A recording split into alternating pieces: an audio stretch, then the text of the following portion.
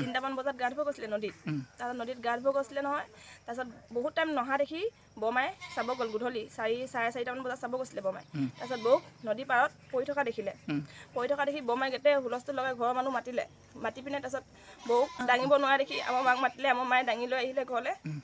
এই মুহূৰ্তত দিবলৈ ওলাইছে এক ব্ৰিক ব্ৰেকিং নিউজ চিচি বৰগাঁৱত জঘন্য ঘটনা এগৰাকী মহিলাক দলবদ্ধ ধৰ্ষণ কৰি মুৰ্মুখ অৱস্থাত পেলাই থৈ গ'ল নদীৰ পাৰত নৱবৰ্ষৰ প্ৰথমটো দিনতে চিচি বৰগাঁৱত সংঘটিত হ'ল এক জঘন্য ঘটনা এগৰাকী বিবাহিত মহিলাক 3জন যুৱকে দলবদ্ধ ধৰ্ষণ কৰি মুৰ্মুখ অৱস্থাত পেলাই থৈ গ'ল বেউৰা নদীৰ পাৰত ঘটনাপ্ৰাপ্ত বিৱৰণী অনুসৰি চিচি বৰগাঁৱৰ সমীপত গেলুৱা চুক গাঁৱৰ হাকিম চুতীয়াৰ পত্নী 24 বছৰীয়া প্ৰণীতা চুতীয়াই আবেলি প্ৰায় 3মান বজাত গা ধুবলৈ বুলি ঘৰৰ পৰা 500 মিটাৰমান দূৰত থকা বেউৰা নদীলৈ যায় সন্ধিয়া 4:30 বজা পৰ্যন্ত মহিলাগৰাকী ঘূৰি নহাত শাহুৱেকে বিচাৰি গৈ নদীৰ পাৰত মুৰ্মুখ অৱস্থাত পৰি থকা প্ৰত্যক্ষ কৰি হুলস্থুল লগায় চুবুৰীয়াৰ সহযোগত মহিলাগৰাকীক ঘৰলৈ আনি ততাতৈয়াকৈ চিচি বৰগাঁও খণ্ড প্ৰাথমিক চিকিৎসালয়লৈ নিয়ে যদিও তেওঁক ধেমাজিৰ অসামৰিক চিকিৎসালয়লৈ প্ৰেৰণ কৰে আঘাত গুৰুতৰ হোৱাৰ বাবে আজি উন্নত চিকিৎসাৰ বাবে মহিলাগৰাকীক ডিব্ৰুগড় অসম চিকিৎসা মহাবিদ্যালয়লৈ প্ৰেৰণ কৰিছে মহিলাগৰাকীয়ে জানিবলৈ দিয়া অনুসৰি সুমনি গাঁৱৰ লক্ষেশ্বৰ চুতীয়াৰ মুকবধিৰ প্ৰায় 27 বছৰীয়া পুত্ৰ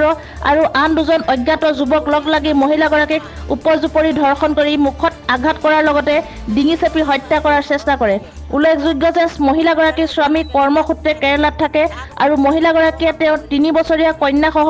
অকলে ঘৰত থাকে ঘটনা সন্দৰ্ভত আজি পৰিয়ালৰ লোকে চিচি বৰগাঁও আৰক্ষী চকীত এজাহাৰ দাখিল কৰিছে অপৰাধীক শীঘ্ৰে কৰায়ত্ব কৰি উচিত শাস্তি প্ৰদানৰ দাবী জনাইছে স্থানীয় ৰাইজে কপি কপি বহি আছে তাৰ চুলি বুলি একেবাৰে আঁধুৰি হেৰি জবলাজনী হৈ আছে কপি কৰি বহি আছে হেৰি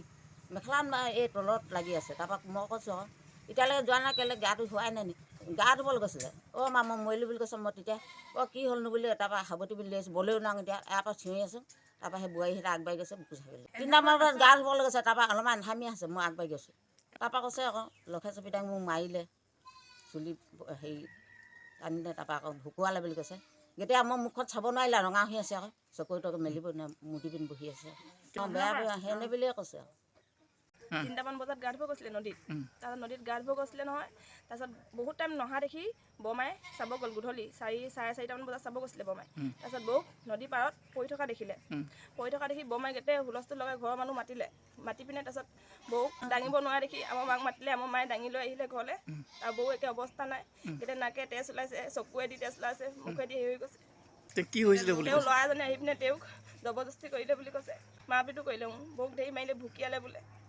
বৌৱে চিঞৰিব ল'লে বৌৱে চিঞৰিছিলে বোলে তেতিয়া ডিঙিত টিপা দিলে বৌ ওচৰৰ মানুহ শুনিব বুলি চিঞৰিছিলে তেতিয়া বৌক ডিঙি টিপা দিলে বোলে তেওঁ মেডিকেললৈ নিলে ধেমাজি মেডিকেলত তেতিয়া নিছে ধেমাজি মেডিকেলত নোৱাৰি পিনে ডিব্ৰুগড়লৈ লিখি দিছে থানাত কেছ দিছা নাই থানাত কেছ এতিয়া দিব যাব লৈছোঁ নাই দিয়া কালি দিব গৈছিলোঁ কালি বহুত ভিৰ আছিলে 1 জানুৱাৰীৰ কাৰণে সেইকাৰণে কালি FIR এখন নল'লে আজি আকৌ এতিয়া দিব যাবলৈ ওলাইছোঁ ল'ৰাটো চিনি পাওঁ সুমনি হয় সুমনি লক্ষেশ্বৰ পুতেক লক্ষেশ্বৰ কি লিখে লক্ষেশ্বৰ চুতীয়া ল'ৰাটোৰ নাম নাজানা নাজানো কিমান বয়সৰ ল'ৰা বয়স মানে 70 মান হ'ব 17 বছৰমান 17 বছৰ তাৰমানে সি বেয়া কাম কৰি পেলাই মাৰি পেলাই থৈ গ'ল আৰু লগত কোনোবা আছিলে নেকি গম পোৱা নেকি তেওঁ সেই ল'ৰাজনে কোৱা মানে ল'ৰাজনে কথা ক'ব নোৱাৰে বুবা তেওঁ কোৱা মানে 2জন আছে বুলি কৈছে এতিয়ালৈকে সেইবোৰ ধৰা পোৱা নাই কোন ধেমাজি জিলাৰ পৰা সঞ্জয় নাথৰ ৰিপৰ্ট E24 লাইভ ব্ৰেকিং